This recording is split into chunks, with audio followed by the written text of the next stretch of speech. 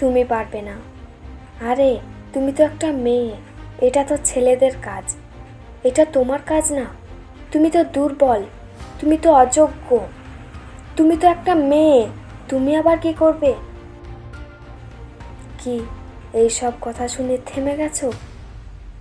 হারিয়ে দিয়েছো নিজের স্বপ্নকে? তুমি ভুলে গেছো তোমার স্বপ্নকে, যাকে তুমি কথা দিয়েছিলে তোর জন্য আমি সব কিছু করতে রাজি, যার জন্য বলিদান দিয়েছিলে তুমি নিজের সমস্ত ব্যাড হ্যাবিটকে, নিজের কমফর্ট জোনকে, নেগেটিভ ফ্রেন্ডকে। আর আজ তুমি সেই স্বপ্নকে ছেড়ে দিচ্ছ, ভাবছো লোকে কি বলবে? আরে বোকা, তুমি যদি চুপ করে বসে থাকো তবে লোকে কি বলবে? আমি জানি তুমি স্রোতের বিপরীতে গিয়ে কিছু একটা বড় করতে চাইছো।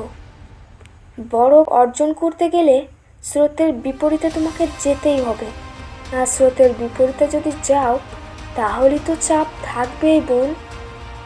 তাই হেরে গিয়ে নয়, হার স্বীকার করে নয়, জিতে দেখা। আমি বুঝতে পেরেছি তুই এখনো চিন্তা করছিস লোকে কি বলবে। আরে লোকের কথা ছেড়ে দে, ওরা তো কিচ্ছু জানে না যে তুই একটা আগুন, তুই একটা ঝড়, তুই সেই নিঃশব্দ সাহস যেটা চুপচাপ ভেতরে জ্বলতে থাকে দিনের পর দিন, রাতের পর রাত। তুই সেই মেয়ে যে ক্লাসরুমের এক কোণায় বসে নিজের স্বপ্নকে আঁকে, ঠোঁটে নীরবতা কিন্তু চোখে হাজার হাজার প্রশ্ন। হ্যাঁ, তুই সেই মেয়ে যার জীবনে কোনো শর্টকাট নেই, যে প্রতিদিন লড়াই করে যাচ্ছে, একটু একটু করে নিজের স্বপ্নকে গড়ে তুলছে, নিজেকে প্রতিষ্ঠিত করছে। আমি জানি তুই সেই মেয়ে যখন গোটা পৃথিবী ঘুমিয়ে আছে তখন তুই নিজেকে সময় দিস নিজের স্বপ্নকে সত্যি করে তুলতে। তোমার এক হাতে তোমার স্বপ্ন, তোমার চোখে আগামীর ছবি। তোমার ভয় থাকে কিন্তু তুমি সেই ভয়কে থামাও না, বরং সঙ্গে নিয়ে এগিয়ে চলো।